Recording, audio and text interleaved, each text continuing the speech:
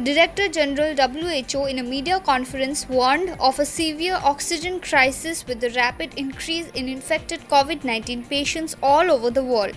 He asked countries to be prepared for the hard times that are ahead to fight the pandemic.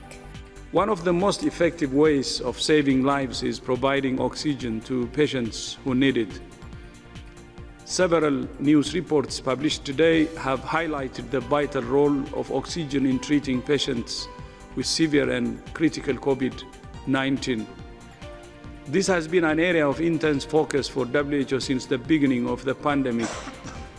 Patients with severe and critical COVID-19 cannot get enough oxygen into their blood by breathing normally.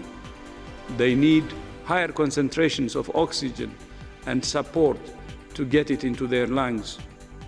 Left untreated, severe COVID-19 deprives cells and organs of the oxygen they need, which ultimately leads to organ failure and death.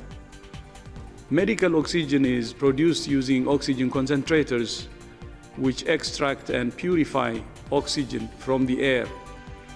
WHO estimates that at the current rate of about 1 million new cases a week, the world needs about 620,000 cubic meters of oxygen a day, which is about 88,000 large cylinders. However, many countries are now experiencing difficulties in obtaining oxygen concentrators. 80% of the market is owned by just few companies, and demand is currently outstripping supply.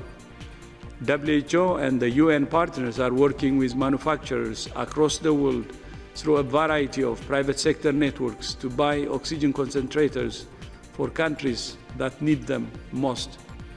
Ongoing talks with suppliers in recent weeks have enabled WHO to buy 14,000 oxygen concentrators, which will be sent to 120 countries in the coming weeks. WHO has identified a further 170,000 concentrators that can be available over the next 6 months with a value of $100 million. In addition, WHO has bought 9,800 pulse oximeters, a simple device used to monitor oxygen in patients' blood, which are being prepared for shipment. Another challenge is that many patients with critical disease need a higher flow rate of oxygen than is produced by most commercially available concentrators.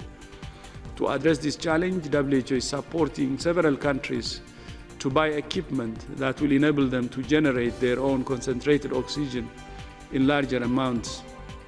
This is a sustainable solution for COVID-19 and beyond, but requires technical expertise for maintenance.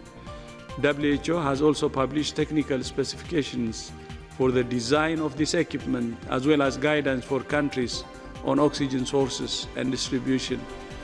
This is just one way in which WHO is continuing to support countries with science, solidarity, and solutions. The number of positive cases is steadily on a rise, and in the past 24 hours, the number of positive cases, the highest jump ever, have risen to 16,922 with 418 deaths in the country. The total number of positive cases as of today stands at 4,73,105 with 2,71,696 recoveries and 14,894 casualties. Worldwide, the number of positive cases was 95,55,747 with 4,85,573 deaths and 51,96,570 recoveries.